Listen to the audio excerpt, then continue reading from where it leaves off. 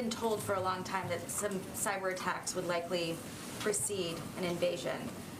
So if it turns out that Russia is behind what happened today, or is, I guess how I should phrase it is there work being done quickly to figure out if Russia is behind what happened today so that sanctions can be imposed before there is bloodshed? Or is the calculus still sort of centering on force on force or some, passing over the Sure. Well, we are constantly doing those assessments, and certainly as any cyber attack happens, that is certainly a process that happens behind the scenes and that our intelligence community and our national security community undertakes, as it would be in this case as well.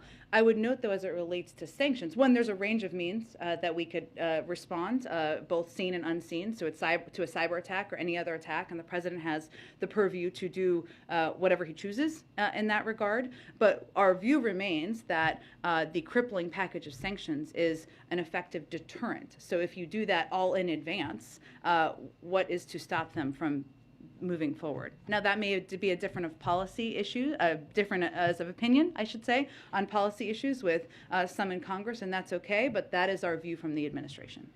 And then this may or may not be related at all, but is there any information on what caused the power outage on the North Lawn? I mean, every TV network lost power at the same time during. It was a very inconvenient time, I will just note for all of you and for us. I don't have any assessment of that, no, or yes. And then does the White House view Ukraine giving up on NATO aspirations as a possible off-ramp?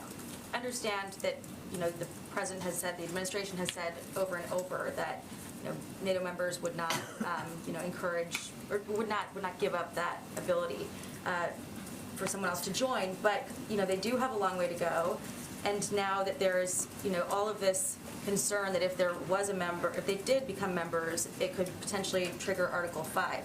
Is there any discussion among NATO allies about how significant it would be if Zelensky were to make that offer himself?